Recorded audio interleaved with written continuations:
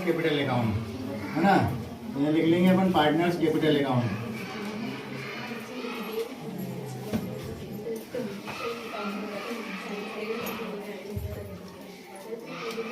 Partners capital account column आप लोगों को पता ही है क्या बनते हैं।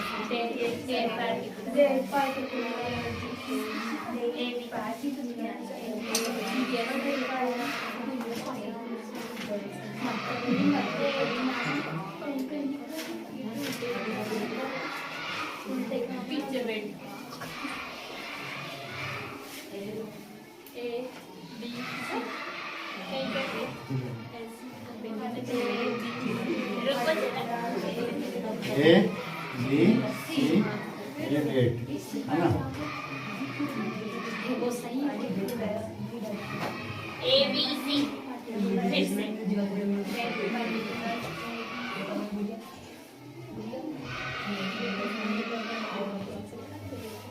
ठीक है।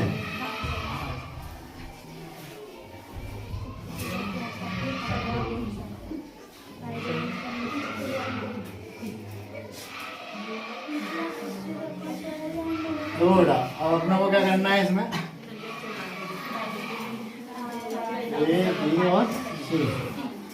अब कैपिटल से अकाउंट जब अपन बनाते हैं सब सेम है, सिंपल है, सभी का कैपिटल अकाउंट सेम ही बनता है।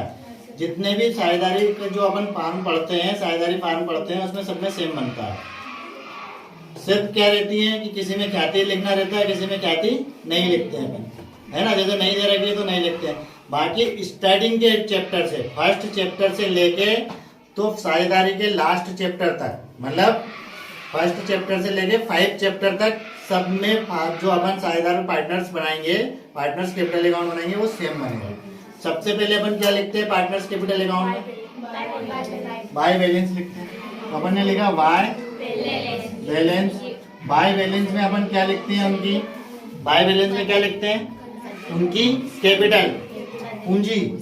पूंजी कितनी दे रखी है उनकी कैपिटल, 80,000, 1,80,000 ए की दे रखी है, और बी की कितनी दे रखी है, 1,50,000, 1,50,000 बी की दे रखी है ना। और सी कितने लेके आते हैं, सी कितने लेके आते हैं, देखो सी का दे रखा है उन्होंने 1,00,000 रुपए, है ना। 1/4 भाग के लिए 1,00,000 रुपए लेके आएंगे। तो यहाँ पे लिखेंगे वाई कैपिटल किसकी है, ये सी की है, तो अपन ने सी की में लिखेंगे 1,00,000 रुपए। इसके बाद में इसमें गुडविल दे रखा है, गुडविल कितना लेके आ रहा है, 60,000। तो 60,000 गुडविल पुराने साझेदारों में बांटा जाता है। जो नया साझेदार जो गुडविल लेके आता है वो किस में बांटा जाता है, पुराने साझेदारों के अनुपात में, पुराने साझेदारों में। तो पुराने साझेदार अपने कौन है, ए और बी है, दोनों का क्या है रेशो, 2:1। तो 60,000 को अपन बांट देंगे 2/3 में, तो 3 दून 6, 2 दून 4, 40,000 रुपए, है ना। उसके बाद में जो अपन ने बी है, बी को बांटेंगे, तो बी को 60,000 का अपन ने बांटा तो कितना आएगा, 1/3 में 20,000 रुपए, 3 दून 6। तो अपन यहाँ लिखेंगे वाई गुडविल, गुडविल कितनी है लिखेंगे अपन, दोनों को बांटी है, इसकी आ जाएगी 40,000 रुपए और 20,000, बी की 20,000। इसको तो बांटते नहीं है। और इसके बाद में आगे और क्या दे रहा, क्या आता है सवाल में, जो रिवैल्यूएशन अकाउंट होता है उसका प्रॉफिट एंड लॉस। तो यहाँ लिखेंगे अपन बाय रिवैल्यूएशन लिख लो, है ना उसको,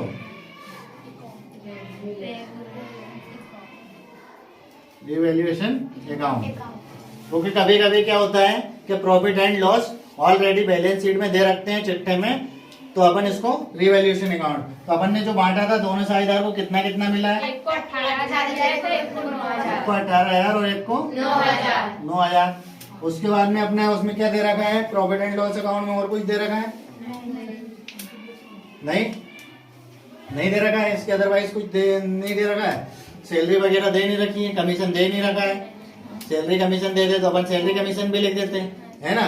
तो अब अपन देखेंगे दोनों का अपन क्या कर लेंगे टोटल, जिसका टोटल ज्यादा होगा उसमें से कम वाले को माइनस कर देंगे। तो माइनस करने के लिए कुछ ही नहीं है इधर, तो अपन यही लिख देंगे उसका भी। तो अपन यहाँ पे आ गया इसका 1,00,000 रुपए, है ना। सी का और इनका कितना हो गया है 20 और 9 मतलब 1,79,000 है ना। और इसका प्लस करेंगे तो इनका कितना हो जाएगा ये 2,38,000 2,38,000 इनका हो गया।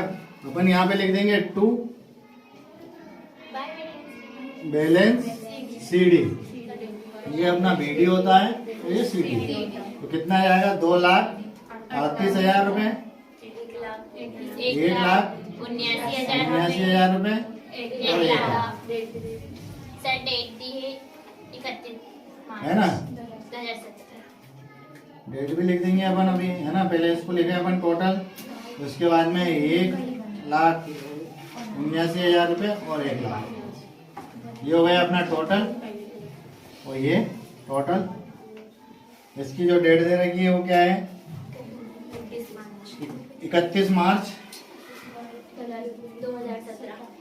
2017। 31 मार्च 2017 का हो जाएगा। आया सवाल समझ में? कैपिटल अकाउंट आया समझ में? ये तो पार्टनर्स तो वो ये को हाँ के पार्टनर्स कैपिटल अकाउंट, कैपिटल से अकाउंट बात है वही है पार्टनर कैपिटल अकाउंट या पार्टनर्स के अकाउंट है ना। ठीक है कर लो कॉपी।